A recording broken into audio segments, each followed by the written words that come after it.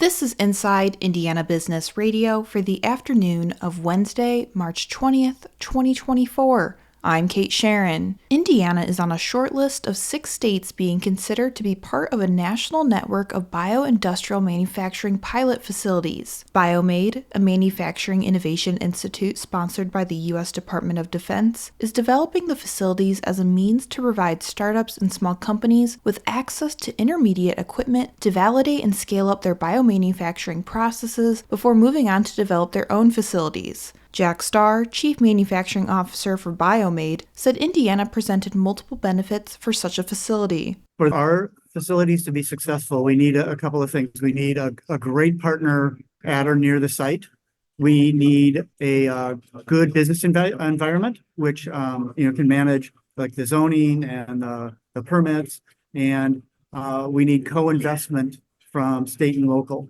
BioMade says the country faces a foundational gap in domestic pilot and intermediate scale biomanufacturing facilities, which has led American companies scaling up their manufacturing processes overseas.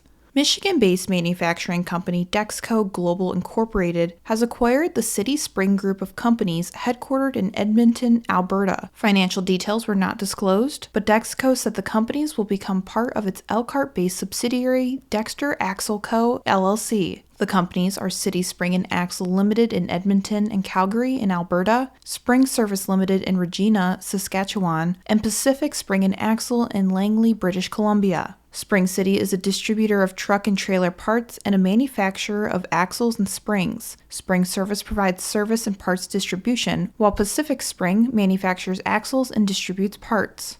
An Indianapolis-based tech company is included among this year's most innovative companies from Fast Company magazine. BrewLogix, which has created a platform of digital tools for craft beverage makers, is ranked 9th in the business services category. BrewLogix has developed several tools, the most notable of which is its performance platform, which allows users to monitor real-time data on volume levels and quality of product remaining in their kegs. The company says the technology decreases the amount of time needed to monitor a user's inventory by up to 95%. According to Fast Company, BrewLogix has seen a 600% increase in its customer base with more than 9,000 customers. From the number one source for Indiana business news, this is Inside Indiana Business Radio.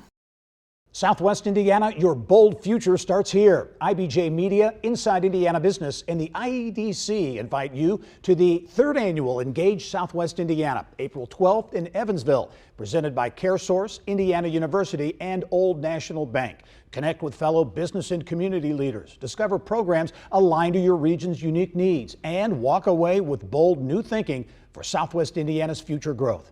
RSVP now at ibj.com/engage. A not-for-profit in South Bend has made it its mission to make capital accessible to minority-owned small businesses in the area. Without another community development financial institution within an hour's drive from the city, CDFI Friendly connects business owners to CDFI Capital. Samson Telas, Executive Director of CDFI Friendly South Bend. If you don't have those things to put up against a loan, no matter how good your business idea is, most financial institutions are going to tell you no. And it is where CDFIs in a lot of those scenarios will step in and say, the collateral is not important to us. Most CDFIs don't even take collateral pledges, but they're going to want to look at other things in terms of trying to get that loan done. I would say on the CDFI side, the biggest hurdle is having a business with the technical expertise to explain what they're doing.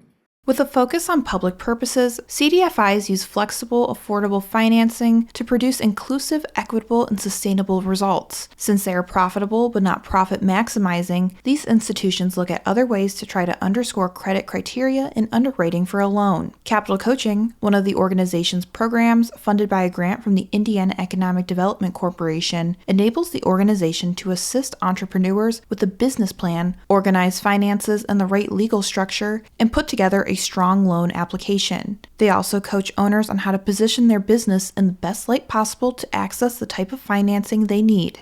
Indiana University Health's planned $4.3 billion hospital complex in Indianapolis, one of the most expensive capital projects in state history, is designed to be, quote, an indispensable, always-ready facility to treat some of the state's sickest patients, the system's top executives said Tuesday. IU Health's planned new hospital, with the latest equipment and technology, will help the Indianapolis-based system recruit and retain top physicians, nurses, and other healthcare providers, he said. The complex will stretch across a 40-acre site just south of IU Health's century-old Methodist Hospital. Construction on the new hospital is underway, with patients set to move in near the end of 2027. Indiana Attorney General Todd Rokita is seeking action against multiple pharmacy benefit managers and drug companies for what he calls a conspiracy to raise prices on insulin medication and unfairly profit off Hoosiers. The lawsuit was filed in Lake County Superior Court on Tuesday against Novo Nordisk and Sanofi, which manufacture the vast majority of insulins and other diabetic medications available in Indiana, according to the complaint, as well as multiple PBMs, Caremark, Caremark PCS Health, CVS Health Corporation,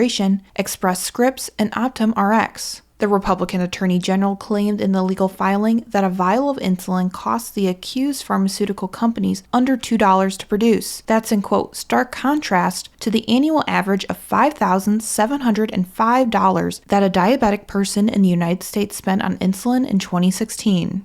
First Bank of Berne has promoted Matthew Ray-Noel to Chief Financial Officer, the Adams County Bank announced Tuesday. Ray-Noel previously worked for the bank as the controller of its operations center. He spent 15 years in the banking industry, starting as a teller and leveling up to be an internal auditor and staff accountant at People's Federal Savings Bank in Auburn, which was acquired by Michigan City Bank Horizon Bancorp in 2015.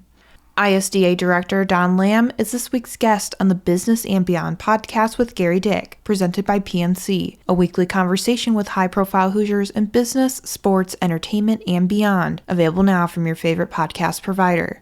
I'm Kate Sharon for Inside Indiana Business, Radio on Demand.